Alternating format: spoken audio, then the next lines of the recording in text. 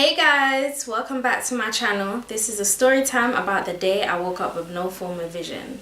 Okay, when my mom was pregnant with me, she had hyperemesis. Hyperemesis is a form of sickness what you have in, not every pregnancy has it. I had it, but I'll explain that in another video when I explain about my pregnancy.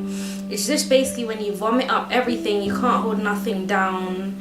My mom's case was very bad, where she was vomiting like blood and stuff. Back in those days, because you know now we're in the 2000s, they didn't really have like technology and things they have now, so they kept on like looking in books, just giving her different tablets. So fast forward to when I was born with full eyes, as some Jamaicans will call it, bright eye, whatever the case may be. You know, some people naturally have like kind of like big full eyes, so at the same time it's not really alarming, but I guess because of the way how mine looked, my mom asked if that's normal. So the midwife said, yeah, it's fine, whatever. Anyways, the older I got, I was short-sighted, so I kept on sitting really close to the TV. That should have been a red flag alone, because I would have to sit really close just to see what's on the TV, but at the same time I still could see, but things were more clearer really close. So my mom sent me to America to live with my auntie Elaine when I was 3. When I was over there, my auntie noticed the fact that I couldn't see properly unless if I go like really close, so she brought me to an eye optician and they gave me glasses. Okay, so when I was 6, me and my mom woke up together. I followed her in the bathroom and she asked me, can I pass the towel for her? So I was like, I can't see. So my mom's like, what do you mean you can't see? So I started crying. I said, I can't see, it's pitch black, I can't see. So my mom brought me to a hospital in South London, and basically like to kind of brush it off, like it's not that serious, just just kind of brushing it off. So my mom said, let me see a specialist. Now I need to see a specialist. You know how Jamaicans do when they get passionate. My mom's very passionate about me. Anyone that knows my mom knows. They transferred me to an eye hospital called Moorfields Eye Hospital in East London. It's a really good eye hospital. Specializes in like every form of like eyes, different conditions. So they said I had to have an emergency operation because my retinas broke. Your retinas are basically, it keeps your eye in place and it transfer like it connects from your brain to your nerves to like make you be able to see. So they broke. That is because, as I said before, because my eyes were big, so they pressed on my retinas and broke them. So they fixed them and then I could see, and then eventually along the lines they broke again. So then when they broke again and they fixed it, I developed glaucoma. Glaucoma is a form of eye disease that, you know, you hear different theories. Some people say, oh, it's a form of cancer, it's a bad cold or whatever, but written in books is just an eye disease. I developed cataract. Cataract is basically when it covers, it's like a cloud covering over your eye, so you can see but only light if someone flashes light in your eye, because it blocks the vision.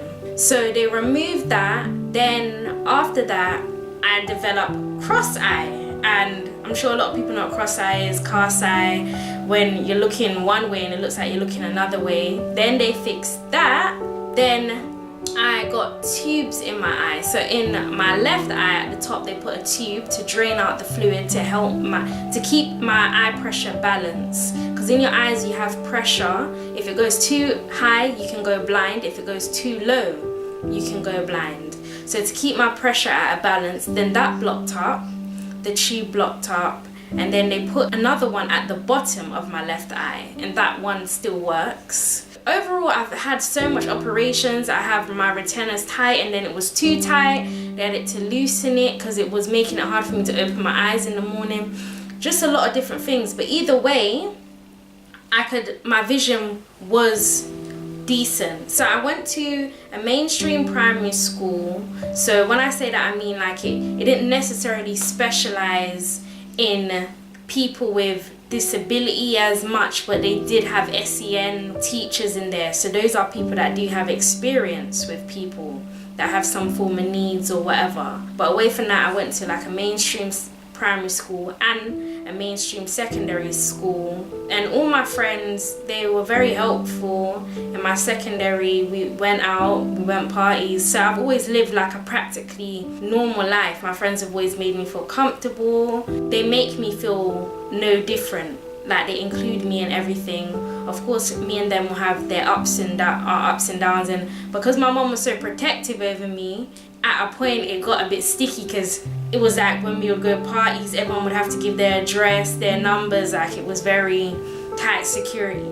But either way, I made this video to show that no matter what condition you have, it doesn't stop there, because I live by myself. I got my house at 18. It's not a special needs house, it's not a special adapted house, it's just a normal house, and I saved up my money, I decorated it and everything. Right now, my vision's not as great as it used to be before, because when I was in secondary, I realized when I hit year 9 to year 10, my vision started going downhill, where it's like they had it to bring up, like make my stuff more bold, more bigger, then everything just started getting more blurry.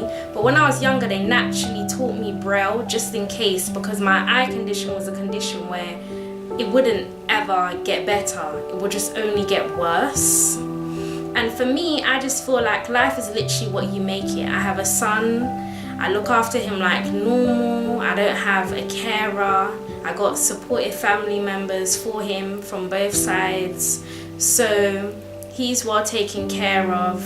So I just feel like no matter what you go through, or no matter what is happening in your life, you just have to make the best of it.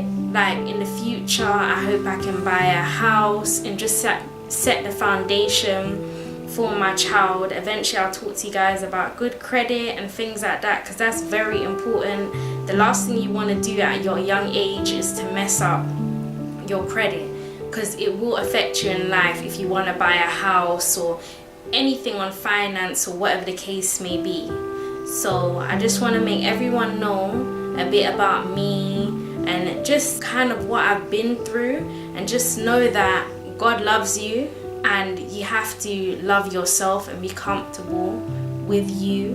Like before, I wouldn't expect me being able to talk so openly about my situation, but if I don't talk about it, I don't know who else may be going through the same thing. Because keep in mind, it's not like I was born with no eyesight. I could see, so I'm coming from someone that could see 100% now to less of nothing vision.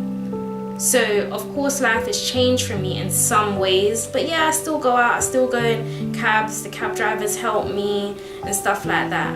But I just wanted to share my story with you. So I hope you enjoyed the story and it showed you something, or you could take something away from it or learn something from it. I appreciate every one of you. Like and subscribe. Thank you.